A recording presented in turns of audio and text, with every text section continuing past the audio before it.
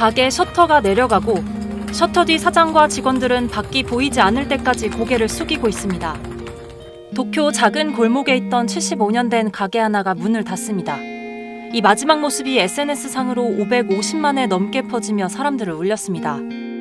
셔터를 내리며 손님들에게 건네는 마지막 인사, 이 가게에만 있는 게 아닙니다. 일본에 오랫동안 자리 잡은 이 이별의식, 왜 있는 걸까요?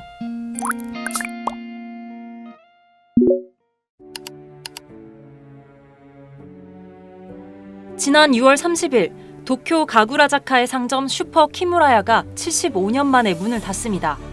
1951년 문을 연 이래 동네 주민들의 밥상을 책임져온 노포였습니다.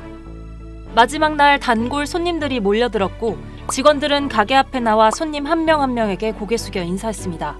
마침내 셔터도 천천히 내려갔습니다. 이 장면, 같은 상권의 다른 가게가 촬영해 올렸는데 SNS에서 550만에 넘게 재생되며 아름다운 이별이라는 반응이 쏟아졌습니다.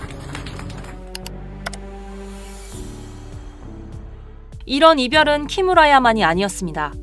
나고야의 71년 역사 메이테츠 백화점. 백화점 앞 나나짱 동상으로 여행객들의 사랑을 받기도 했던 이곳은 올해 2월 문을 닫았습니다. 마지막 날 사장과 경영진은 먼저 온 손님 2,000명에게 꽃을 건넸습니다. 그중엔 50년을 이 백화점에서 일한 직원도 있었습니다. 저녁 7시 영업이 끝나자 사장은 직원들과 함께 깊이 허리를 숙였습니다. 지켜보던 사람들 사이에서 박수가 터졌고 수고했어요, 고마웠어요라는 인사가 이어졌습니다. 심지어 120년 된 노포식당을 닫는 노부부까지. 이들 모두 마지막 순간 손님들에게 정중히 인사를 건넸습니다. 일본에서는 가게가 문을 닫을 때 단순히 영업 종료로 끝내지 않는 경우가 있습니다. 손님과 마지막 인사를 나누는 작은 행사, 이른바 폐점 세레모니입니다. 특히 오래 사랑받은 가게일수록 마지막 날 손님들과 감사 인사를 나누는 시간을 따로 마련합니다. 가장 상징적인 장면은 가게 셔터가 천천히 내려가는 순간입니다. 시장만큼 마무리도 소중히 여긴다는 일본 특유의 정서가 담겨 있습니다. 또 이 정서의 뿌리엔 오미오쿠리라는 일본 특유의 배웅 문화도 있습니다. 손님의 뒷모습이 완전히 사라질 때까지 고개 숙여 감사를 표하는 접객 방식인데요.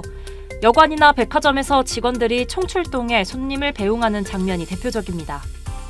일본을 찾은 외국인이 가장 감동하는 순간으로 꼽히기도 합니다.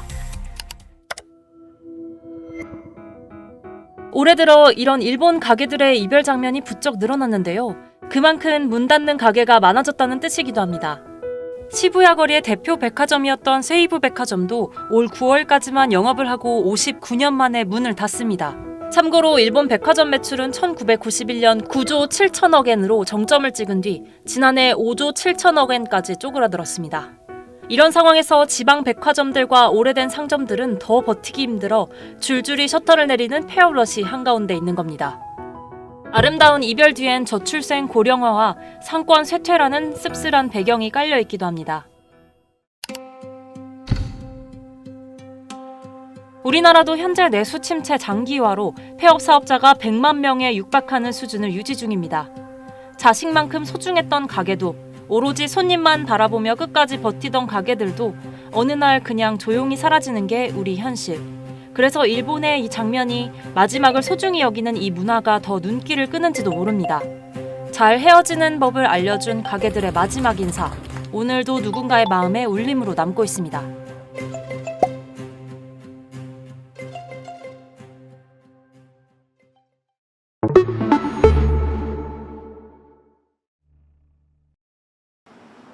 파산이 코앞에 다가온 홈플러스 사태와 관련해 더불어민주당 을지로위원회가 사태 해결을 위해 국민연금을 앞세워 홈플러스 대주주인 MBK 파트너스를 압박하는 방안을 추진하기로 했습니다.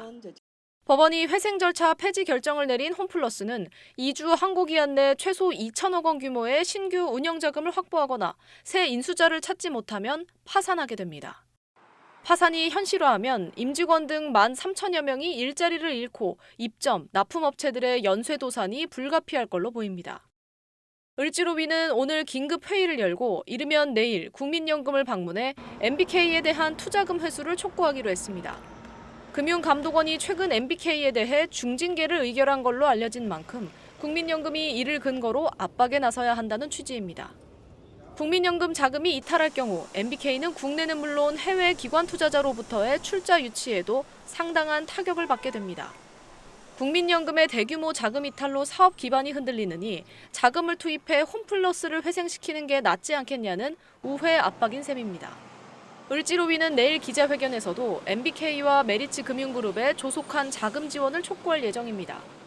현재 MBK는 메리츠 금융이 2천억 원을 대여하면 1천억 원 규모의 연대 보증만 가능하다는 입장이고, 메리츠 금융은 MBK와 김병주 MBK 회장이 모두 연대 보증에 참여해야 최대 1천억 원을 지원할 수 있다고 맞서고 있습니다. 을지로위와 달리 당 지도부는 신중한 기류인데, 민주당은 오늘 비공개 최고위원회의에서 홈플러스 사태를 논의했지만 당내 TF 논의를 지켜본 뒤 대응책을 마련하기로 한 걸로 알려졌습니다. 전날 열린 고위 당정협의회에서도 홈플러스 사태 해결 관련 논의는 없었던 걸로 알려졌습니다. 이를 두고 홈플러스가 사실상 청산 수순에 들어가 당 차원의 전면 대응에 부담을 느끼는 것 아니냐는 해석도 나왔습니다. SBS 김민정입니다.